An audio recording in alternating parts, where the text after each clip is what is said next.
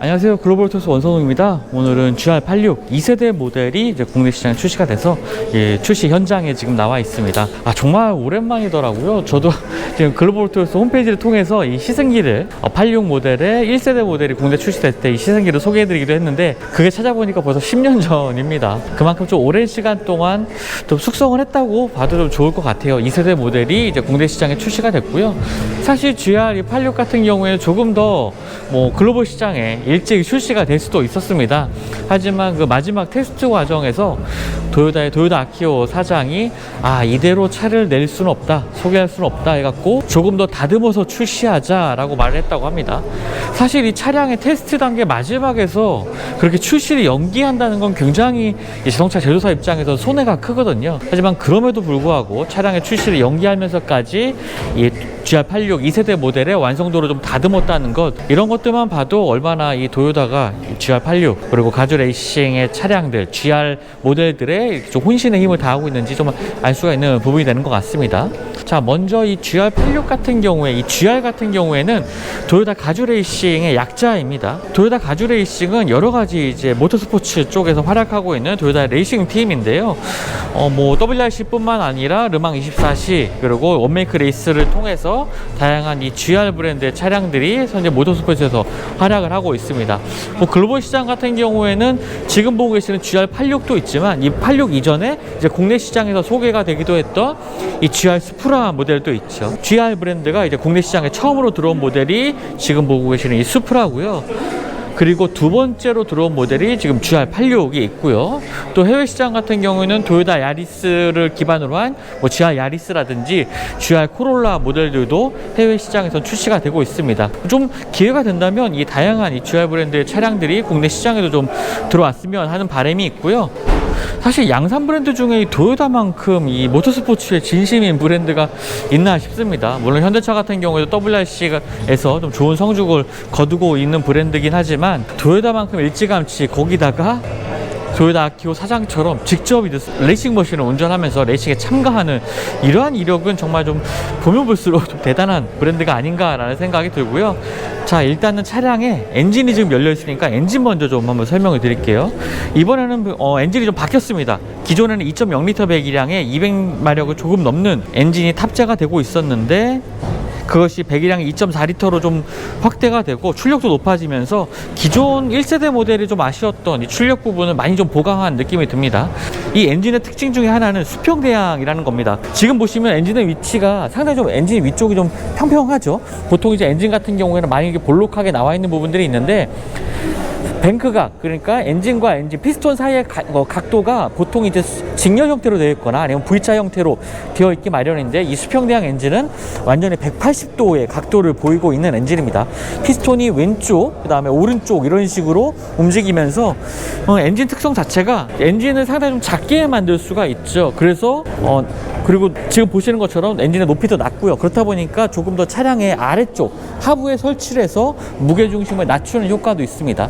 이 엔진 무게 같은 경우에 보통 차량의 한 10에서 15%, 많게는 20%까지도 차지하고 있기 때문에 이 엔진을 얼마나 이제 낮추느냐가 차량의 무게중심을 낮추는 관건이 될 수도 있거든요. 그런 부분에서는 새로운 엔진, 더 배기량이 큰 엔진을 탑재하면서도 무게중심을 낮출 수 있었던 것은 이렇게 수평대항 엔진을 좀 장착했기 때문이고요. 엔진도 배기량이 많이 커지긴 했는데 그에 반해서 또 공차 중량은 그렇게 많이 늘진 않았습니다. 여러 가지 편의 기능이라든지 인포테인먼트 기능 이런 것들, 그리고 차량의 크기도 조금 더 커졌음에도 불구하고 무게가 늘어난 게 한 40kg 정도밖에 되지가 않아요. 40kg이 채 늘지가 않았습니다. 그만큼 차량의 경량화에도 많이 신경을 썼다는 부분인데 그 특징 중에 하나는 이 보닛 위쪽과 지금 루프 위쪽 상단 부분, 그리고 차량의 측면 부분, 팬더 부분이 모두 다 알루미늄 소재로 되어 있다는 거거든요. 아무래도 차량의 그 엔진이 앞쪽에 설치했다 보니까 무게가 앞쪽으로 많이 쏠려 있게 되고 그 부분을 좀 해소하기 위해 위해서 또 무게중심이 높은 이 루프 같은 경우에도 모두 다 알루미늄 소재를 사용하면서 차량의 경량화 그리고 전반적인 밸런스를 아주 잘 맞췄다는 이러한 얘기도 들을 수가 있었습니다. 자, 지금 보시는 차량이 이제 에어로 파츠가 적용이 안 된 차량이고요. 이제 왼쪽에 있는 빨간색 차량이 에어로 파츠가 따로 적용된 차량입니다. 이 에어로 파츠 부분도 기존의 이제 1세대 모델에서는 이런 것들을 소비자가 개별적으로 살 수가 없었는데 이번부터 2세대 모델부터는 개별적으로 구입도 가능하다고 합니다. 서비스 센터를 방문해서 구입도 가능하다고 하니까요. 이런 점들도 차량 구입에서 좀 참고하시면 좋을 것 같고요. 아무래도 뭐 색상도 그렇긴 하지만 이 빨간색 색상이 또 스포츠카다운 성격을 좀 많이 보여주고 있고요. 또 에어로 파츠도 좀 더 잘 두드러지게 표시가 되는 것 같습니다. 전면부 디자인 같은 경우에는 지금 에어로 파츠가 적용되어 있다 보니까 이 플라스틱 소재들이 아래쪽으로 적용되어 있는 것도 볼 수가 있고요. 또 GR 로고 같은 경우 그리고 GR 브랜드의 허니컴 격자 무늬의 이 라디에이터 그릴 형상도 독특하고요. 이 아래쪽에 보면은 실제 아래로 이제 바람이 다 들어갈 수가 있게 하는 부분도 있습니다. 그리고 휠 사이즈 같은 경우에는 지금 18인치 휠이 모두 다 공통으로 적용되고 있고요. 그리고 차량의 측면부에 보면은 이 하단에도 에어로 파츠 스포츠 패키지 키트가 좀 적용되어 있는 부분도 있습니다. 그리고 이 뒤쪽에도 이 하단부에 이 스포츠 에어로 패키지를 적용하는 경우에는 이러한 형상들로 적용이 되고요. 스포츠 패키지를 적용하는 경우는 위쪽에 그 리어 스포일러가 조금 더 두툼한 크기의 리어 스포일러가 적용되는 것을 볼 수가 있죠. 일반 모델 같은 경우에는 저 정도로 많이 나와 있지 않습니다. 이 측면에서 보면 이 정도의 리어 스포일러가 적용이 되고요. 뭐 차량 후면부의 디자인 같은 경우에도 뭐 살짝 차이를 보여주고 있죠. 네, 이제 실내를 한번 살펴볼 텐데요. 뭐 기존 모델과 2세대 모델에서의 차이점이라면은 아무래도 좀 조금은 더 기존 모델보다 좀 디지털한 부분 이런 점들을 좀 특징으로 들 수가 있겠습니다. 하지만 역시나 이 주행의 즐거움, 운전의 즐거움을 중시한 차량이기 때문에 그쪽에 좀 초점이 맞춰져 있고요. 사실 요즘 차량들과 다른 차량들과 좀 비교를 해봤을 때 편의 기능이 좀 떨어지는 부분 이런 점들은 충분히 느낄 수가 있지만 운전자에게 좀 더 즐거움을 주기 위한 이 구성들, 차량의 콕핏의 구성들 이런 것들은 상당히 좀 특징적인 부분이 되는 것 같습니다. 네, 1세대 모델과 가장 먼저 들어오는 부분은 지금 7인치 디지털 계기판, 그 다음 8인치 인포테인먼트 시스템의 이러한 화면들 이런 것들이 가장 눈에 띄는데요. 자, 기본적인 이 콕핏의 레이아웃 같은 경우는 굉장히 수평적인 형태가 좀 강조된 모습을 보여주고 있습니다.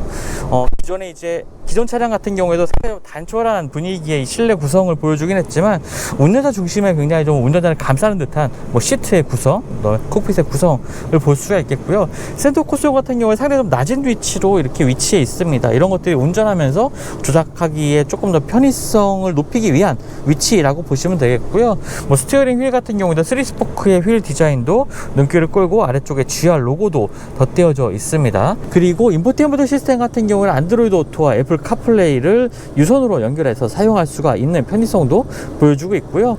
사실 지금 국내 출시된 모델 같은 경우에 내비게이션이 따로 없기 때문에 애플 카플레이, 안드로이드 오토를 연결해서 사용하시면 되겠습니다. 아래쪽에는 GR 로고가 덧대어져 있는 이 시동 버튼도 있고요. 공조장치와 하단 부분에는 상당히 큼지막한 크기의 이 버튼들이 이제 주행 중에도 뭐 조작하기 쉽게 이렇게 되어 있는 것도 확인할 수가 있습니다. 자, 먼저 눈에 띄는 부분이 기어 노브이죠. 뭐 수동 모델만 일단 국내 시장에 출시가 됐습니다. 6단 수동이고요. 뭐 수동의 조작감 같은 경우에는 직결감이 굉장히 좋습니다. 뭐 주행을 해보면 좀 더 잘 느껴지겠지만 지금 이렇게 제자리에 정체된 상태에서 조작을 해봐도 이 철컥철컥 하면서 움직이는 이러한 감각들이 제자리 좀 운전자를 자극하는 이런 느낌도 보여주고 있고요. 또 기어 노브의 디자인이 바뀐 것도 있지만 조금 더 이 기어 변속을 정확하게 하기 위해서 적인 각도에서도 조금 변화를 줬다고 합니다. 그 아래쪽에는 트랙 모드 버튼이 따로 있고요. 운전석과 조수석에 열선 버튼이 이 아래쪽에 있고요. 시트 같은 경우에도 이 허리 쪽을 아주 잘 지지해주는 마이크로파이버 소재의 이런 시트가 적용이 되어 있고요. 헤드레스트, 뭐 본격적인 스포츠 시트라고 말하기는 어려울 것 같습니다. 위쪽에 헤드레스트는 이렇게 늘어날 수 있는 형태이고요. 하지만 허벅지 아래쪽까지 이 마이크로파이버 소재가 적용이 되면서 몸의 움직임을, 미끄러지는 움직임도 잘 잡아주게 되고요. 자, 그리고 이제 발을 뻗었을 때 한 가지 좀 제가 바로 느껴지는 부분이 있는데요. 그 부분이 바로 지금 화면이 좀 어둡긴 하지만 이 왼발을 고정할 수 있는 이 풋레스입니다. 풋레스의 각도가 보통 일반적인 승용차 같은 경우에는 그냥 앉았을 때 편안한 각도로 되어 있잖아요. 하지만 이 왼발을 지지하는 이 풋레스가 굉장히 좀 수직으로 많이 서 있습니다. 이런 것들을 볼 때 이제 본격적인 스포츠 주행을 할 때 운전자의 몸을 잘 고정해 줄 수 있도록 이제 왼발을 정확하게 지지해 줘야 되기 때문에 이러한 각도로 좀 설치가 되어 있는 것 같고요. 이런 점들이 스포츠 주행에 정말 적합한 차량임을 좀 알 수 있게 해주는 부분입니다. 자, 그리고 뒤쪽에 2열 시트 같은 경우에 이러한 구성으로 되어 있는데요. 사실 2인승 모델이라고 보시면 됩니다. 뒤쪽은 그냥 짐을 놓는 공간이라고 이해하시면 되겠고요. 자, 한 가지 또 운전할 때 편리한 부분은 이 암레스트 하단 쪽에 접근하는 부분인데요. 지금 이게 두 개로 분리돼서 열리는 형태이기 때문에, 그리고 상당히 위치가 낮습니다. 그래서 운전자가 주행할 때 팔꿈치로 보통 이제 이 커버가 팔꿈치에 닿는 경우가 많은데, 그렇지 않도록 그냥 낮은 위치에 위치해 있는 것도 특징이라고 볼 수가 있겠죠. 적재 공간 자체도 뭐 입구는 작습니다. 입구는 작긴 하지만 안쪽의 공간은 그래도 뭐 기내에서 쓸 수 있는 캐리어 2개 정도는 넉넉하게 들어갈 만한 공간이라고 보여지고요. 뭐 큰 캐리어 하나 정도, 그리고 작은 가방 정도도 들어갈 수 있는 이 실내 공간, 적재 공간을 좀 보여주고 있습니다. 네, 지금까지 2세대 GR86, 토요타 GR86 만나봤는데요. 사실 이 차량 같은 경우에는 토요타와 스바루가 공동 개발한 겁니다. 그래서 토요타에서는 이 차량을 GR86이라고 부르고 있고요. 스바루에서는 BRZ라는 이름으로 지금 해외 시장에 판매가 되고 있습니다. 외형에서 조금 차이가 있을 뿐이지 거의 좀 비슷한 하드웨어를 갖추고 있다고 보시면 되는데요. 하지만 각 제조사마다 좀 추구하는 방향성에 있어서는 차이가 있습니다. 스바루 같은 경우에는 전체적인 차량의 안전성 부분에 좀 중점을 맞춰 두고 있다면, 이 토요타 GR86 같은 경우에는 코너링에서의 조금 더 날카로운 스티어링 감각, 드리프트 시의 차량을 얼마나 좀 안정적으로 조작할 수 있느냐, 이런 부분들, 한마디로 토요타는 조금 더 이 스포티한 주행에 세팅을 맞췄다라고 보시면 되겠고요. 뭐 해외 리뷰들을 보니까 토요타 GR86 같은 경우에 오히려 스바루 BRZ보다도 조금 더 하드한 세팅으로 되어 있다고 합니다. 이런 것들을 뭐 전반적으로 볼 때 이 토요타 GR86이 스포츠카 입문을 위한 뭐 소비자들에게는 그렇게 좀 적합해 보이지는 않아요. 조금은 더 수준은 어느 정도 좀 드라이빙 스킬을 어느 정도 갖추고 있는 운전자에게 조금 더 적합한 차량이 아닌가라고 생각이 됩니다. 국내 시장에 이제 2개 트림으로 출시가 됐는데요. 그 다음에 기본 모델, 기본 트림 같은 경우는 4천만 원대 초반, 프리미엄 트림 같은 경우에는 4,600만 원대에 판매가 되고 있습니다. 거기다가 말씀드렸던 것처럼 이 에어로 파츠를 개별적으로 선택할 수 있는 점도 2세대 모델의 좀 장점이라고 볼 수가 있겠고요. 현재 토요타 GR86 같은 경우에는 국내에도 이제 원메이크 레이스를 펼쳤었죠. 그래서 아무래도 이 신형 모델 같은 경우에도 좀 모터스포츠를 통해서 많이 만나볼 수가 있을 것 같습니다. GR86은 아무래도 좀 토요타의 볼륨 모델이라고 할 수는 없죠. 하지만 토요타나 뭐 렉서스 이런 브랜드를 떠올려 봤을 때 그렇게 뭐 스포티한 느낌, 스포티한 뭐 브랜드라는 이미지, 이런 것들이 사실 잘 떠오르지가 않습니다. 특히 요즘에 뭐 젊은 세대들에게 더욱 그렇겠죠. 그러한 그 브랜드 이미지를 좀 개선하기 위해서 토요타가 이 GR86을 국내 시장에 조금 2세대 모델을 좀 도입을 한 것 같고요. 정말 오랜 기간 동안 다듬고 숙성돼서 완성된 이 2세대 모델인 만큼 주행 성능도 정말 기대가 됩니다. 지금 내일이네요. 이 신차배가 있는 다음 날 이제 윈제 서킷에서 토요타 GR86을 좀 시승해 볼 수 있는 기회가 있는데요. 또 시승기를 통해서도 어떤 주행 성능을 가지고 있는지 한번 직접 서킷을 주행해보면서 그 느낌 전해드리도록 하겠습니다. 네, 지금까지 글로벌 투스 원선웅이었고요. 저는 또 다음 영상 통해서 만나 뵙도록 하겠습니다. 감사합니다.